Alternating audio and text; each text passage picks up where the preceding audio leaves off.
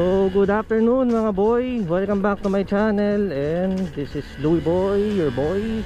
So may pupuntahan tayo ngayon kasi ng isang gabi nag-upgrade ako ng ilaw para dito sa motor natin, si Double D. Ang problema, mahina siya, tapos biglang namatay siya.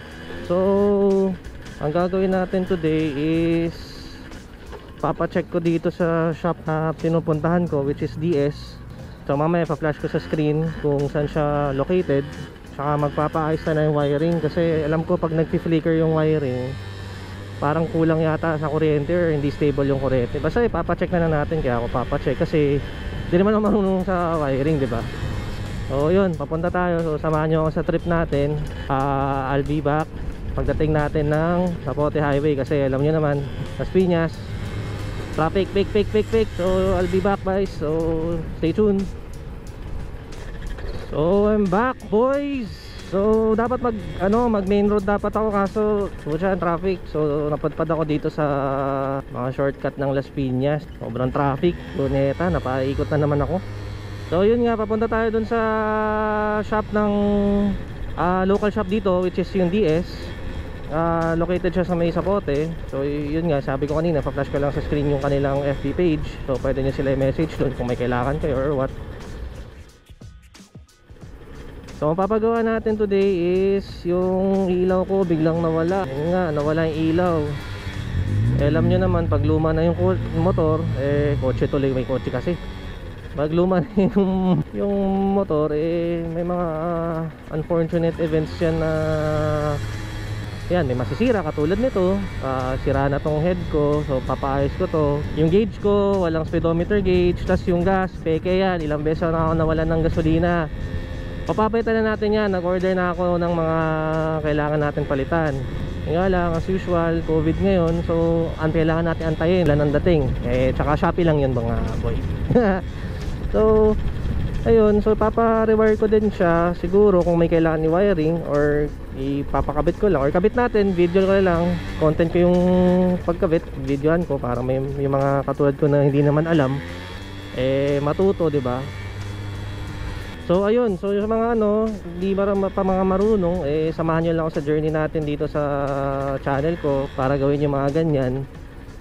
Di ba? Wala namang masama kung i-DIY minsan. Yun nga lang, dapat hindi destroy it yourself sa case natin minsan, destroy it yourself yung nangyayari.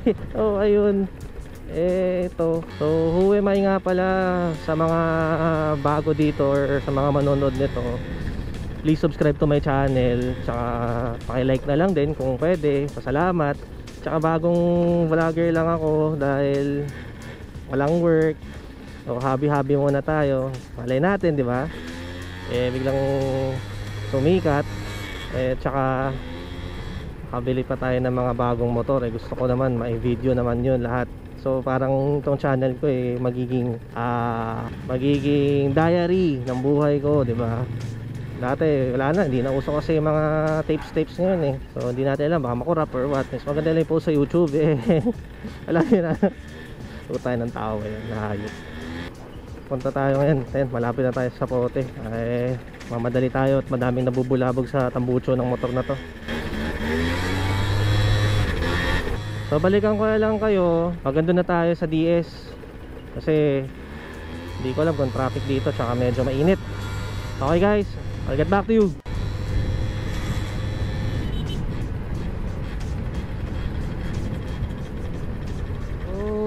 Okay, I'm back. Malapit na tayo sa DS. So medyo matraffic, so maglalagari tayo ngayon.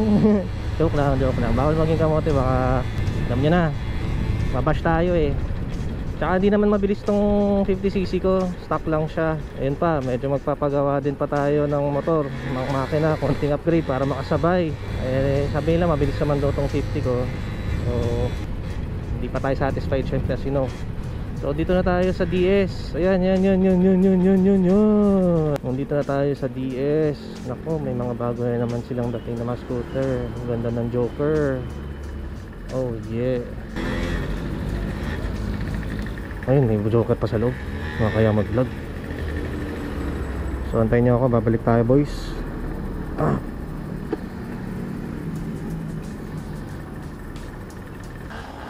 So hindi available si Kuya Bert ngayon mga boy. So uwi na muna tayo. Balik na lang tayo bukas kasi tinanghali na rin tayo ng oras na.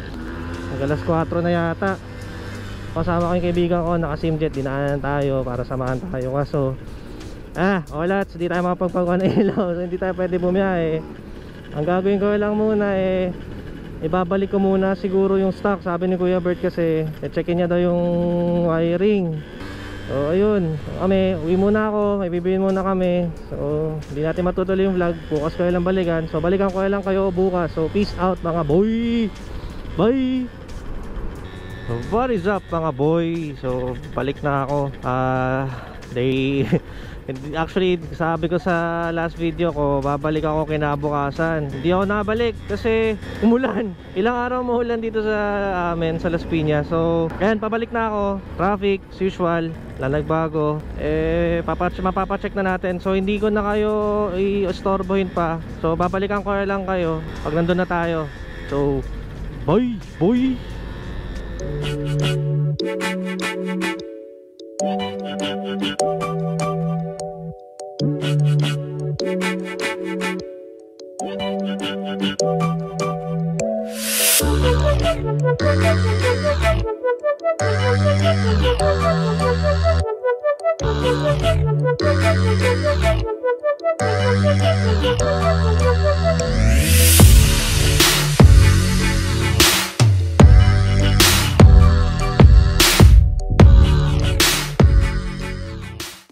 So what is up mga boy. So nakapagpagawa na ako kay Kuya Bert. Ang problema hindi pala daw to, battery operated yung ilaw.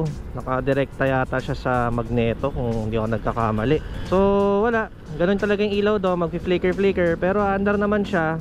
Tapos parang may sira na rin tong mga switch daw. Kaya minsan hindi na ako nag-on. Buti na lang, nakabili na tayo ng mga switch. So soon, i-upgrade natin lahat. Switch, tong gauge, tapos ano pa ba, yung shock, yung disc. Tapos magpipintura din tayo ng mag. So ipapakita ko sa inyo paano mag DIY para mapag-aralan din natin kung paano yung mga magganyan, yung mga DIY pintura. Hindi naman na yung mags natin, hindi naman na ganun din kaganda. So ayun, pipinturahan natin siya sa bahay. So nakabili na rin ako ng mga lata doon para naman gumanda-ganda tong motor natin, si Double D, kahit saglit. Kahit di ganun kaganda, at least maging presentable siya sa kalsada. Pangit naman yung pangit, di ba? So yun, pauwi na ako. So thank you for watching guys. I hope you subscribe and click the notification bell. Sana, kasi trying lang muna tayo. Malay natin, di ba? Sama-sama tayo umangat. Tapos yung mga iniidolo natin makikilala natin. Malay natin, makasalamuha din natin. Ingat kayo lahat. Sa lahat-lahat, stay safe. Huwag maging pasaway. Laging suotin ng face mask dahil di birong panahon ngayon. So peace out guys. Louie Boy, your boy, signing out boys. Bye.